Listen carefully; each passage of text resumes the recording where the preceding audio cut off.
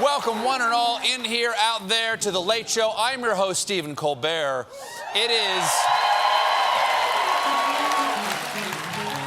It's election day in many places across the country, and including here in New York, where it is the mayoral election. Voters will get to replace Bill de Blasio with their favorite option, anyone else.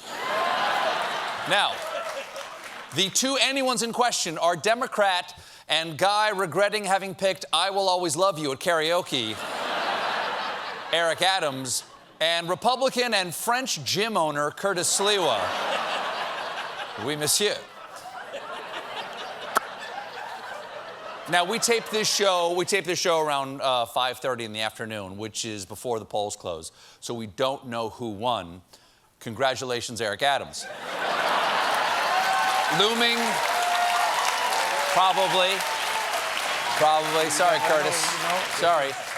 Looming defeat did not stop Curtis Sliwa from trying to vote earlier today with an adorable kitten named Gizmo. Election workers would not let the cat in, but it is cute. It reminded me of when Mayor Bloomberg went to the polls riding on the back of a mouse. He's very small. He's a very, very small man. Very rich, very small. The media are in a tizzy over the Virginia governor's race, featuring Democrat and students saying, "Oh, teacher, you forgot to give us homework." Terry McAuliffe against former private equity CEO and unholy love child of Mr. Rogers and Ted Cruz. Wow. You want to be Fred like that? Right. I have seen too much. I must wipe away my eyes. Glenn Youngkin. Again, we have no idea who won, but we do know one thing. This is the most important election of the century of this year, is what the national press keeps saying. We'll have more on the story if I feel like talking about it tomorrow. It's also Dia de los Muertos, or Day of the Dead. But if climate change continues at its current pace, soon it'll just be called Day. World leaders are talking about maybe doing something about it at the UN Climate Conference in Glasgow. Wait a second, doing something about climate at a climate conference? What are the odds? Not good. But they've agreed to do some stuff. Yesterday, more than 100 world leaders pledged to halt deforestation by 2030. Of course, to do that, they'll need a detailed plan that they'll need to print out on thousands upon thousands of pieces of paper. And no one was happier about the agreement than British Prime Minister Boris Johnson, seen here sticking his Johnson in a light socket. Johnson, any part of him is the Johnson. It's all Johnson. Johnson had one man he wanted to single out for praise. Let me begin by thanking Joe, President Biden, for your fantastic commitment today. I say to everybody else here at this COP, let's end this great global chainsaw massacre. Coincidentally, chainsaw massacre is what Boris Johnson asked for at the barber. They got a little. They got his line. They pushed his line back. Someone also got a video pep talk from young climate activist Queen Elizabeth. I, for one, hope that this conference will be one of those rare occasions where everyone will have the chance to rise above the politics of the moment. We must all come together because the enemy is so clear. Just like in World War II, when everyone knew where they stood and no one's uncle was Nazi curious. Don't Google it.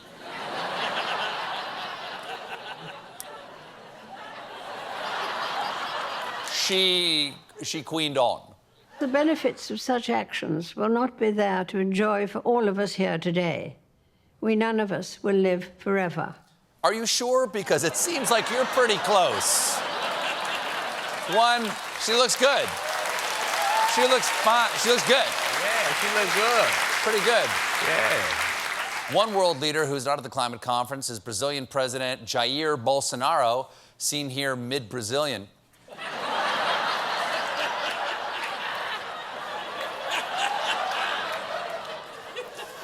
He's in Italy, where he was asked about Brazil's climate policy and told reporters about a high-level meeting he had with one official, quote, "Yeah, I talked to Jim Carrey too, something private. Sorry, I can't talk to you."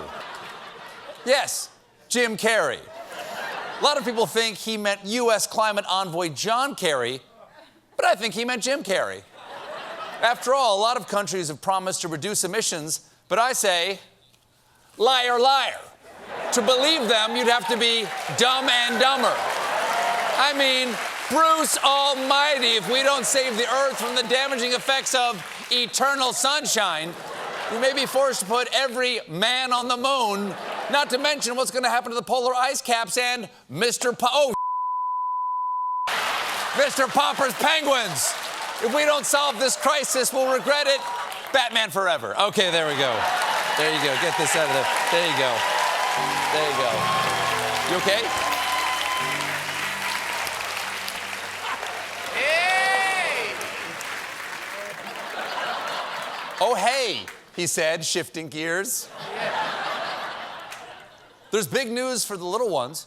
After approval by the FDA, today the CDC voted to give the Pfizer vaccine to kids ages 5 to 11. That's great. That's wonderful. Thanksgiving is around the corner. We need it.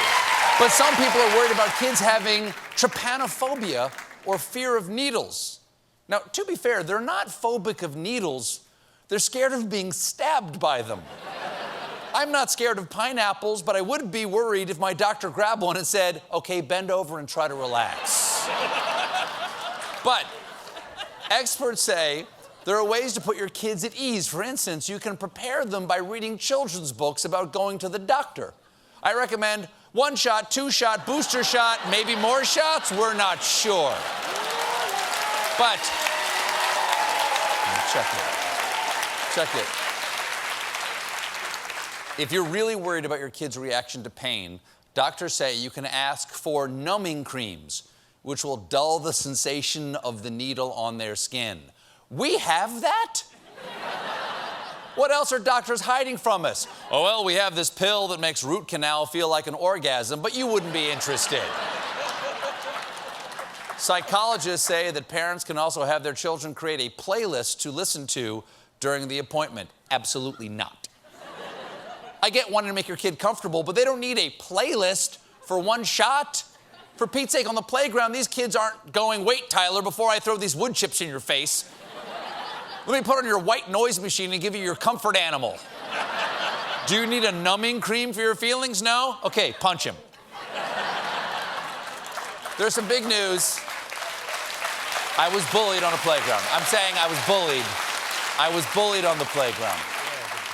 There's some big news from the endless void, and it has to do with orbital toilets. And I'll tell you all about it in tonight's Space News, Plumbing Edition.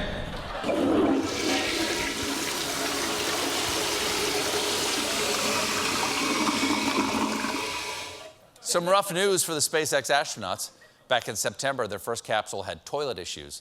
And while that's being fixed, a second capsule called Endeavour now also has a leaky toilet and evidence of urine leaking into the walls. And because they're in space, they don't have a way to immediately fix the issue. Apparently, when you're up there, you can't just call the super. "Look, I know you got pee walls, but first I got a tenant on Ganymede with intergalactic rats. Then I'll be gone for a week visiting my daughter in space Pittsburgh." It's like Pittsburgh, but in space. The lack of plumbing solutions on the capsule will leave a group of 4 astronauts without a bathroom option during their hours-long trip back home. But NASA has a solution. The crew should rely on undergarments. Okay, but be careful which undergarments you choose, because it is very hard to poop in a bra. You do get 2 shots, then you can fire it out the window. In other news from the ISS, astronaut Megan MacArthur used the first chili peppers grown in space to make zero-G tacos. They better hurry up and fix that space toilet.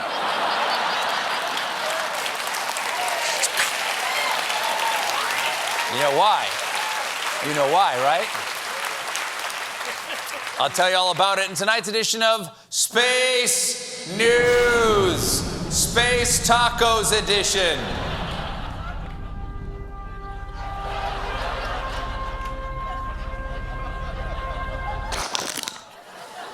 The taco-making astronaut tweeted a picture of her meal with the caption, "Friday feasting." What? Okay, look, this is a troubling trend. Just last month, National Taco Day was on a Monday. And now another violation of the sanctity of Taco Tuesday, Space Taco Friday. Do our Earth holidays mean nothing to you up there? Unless there's a scientific explanation. I mean, after all, the ISS does orbit the Earth at about 17,200 miles an hour, once every 90 minutes, meaning each day on Earth is 16 days in space. And due to relativity, Earth's Fajita Fridays might be their sizzling steak Saturdays, and in zero G's, their margaritas are not only bottomless, but they have no sides or top. We have to get our best scientists on this, or Jimmy Buffett. On the other hand, today, a Tuesday, is National Deviled Egg Day. So, Satan wins again. Sad. Gotta fight it. Gotta fight it. back. Even more concerning, no one knows the effects of consuming tacos with space chilies. But preliminary research does not look good, according to this footage from a recent study.